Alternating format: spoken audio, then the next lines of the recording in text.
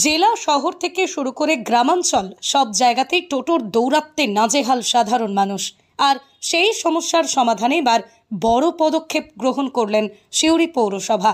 এবার বীরভূম জেলার সদর শহরে টোটো চলাচলের নিয়মে বদল।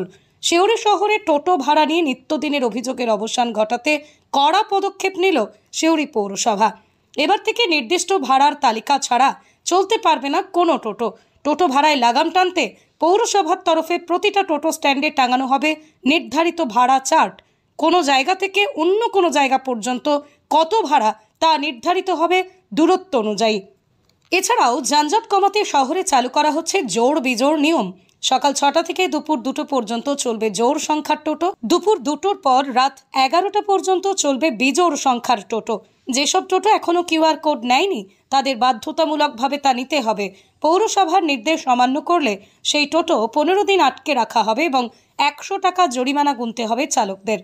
পৌরসভার চেয়ারম্যান উজ্জ্বল চট্টোপাধ্যায় জানান, নিয়ম না মানলে টোটো আটক হবে, ফাইন করা হবে, তখন তারা বুঝবে এটা আইন।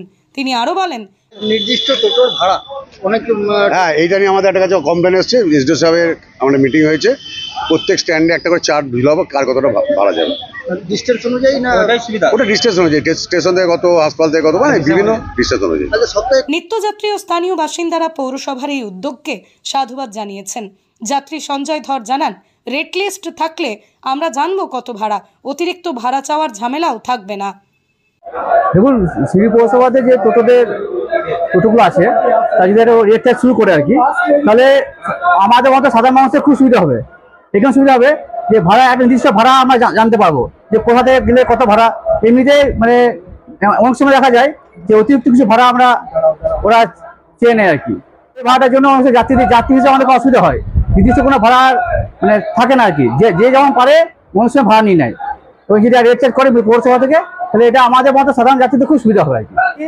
রাস্তায় বেরিয়ে যে সমস্ত পাবলিক প্লেসগুলোর টোটোতে এতটাই যানজট ছিল আর কি, জ্যামে পড়লে ঘন্টা দাঁড়িয়ে থাকতে হতো, যাওয়ার কোনো উপায় ছিল না। এখন যে পৌরসভা যে উদ্যোগ হচ্ছে অত্যন্ত সাধু উদ্যোগ।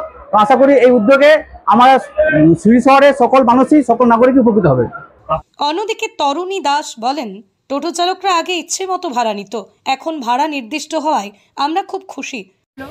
কারণ টোটো ভাড়াতে যা অত্যাচার, রেট ঠিক করে নিত না, বলতো যে বেশি ভাড়া নেবো, এইটুকু গেলে এই ভাড়া নেবো। এবার যে রেটটা ঠিক করে দিল, এটাতে খুবই ভালো হলো।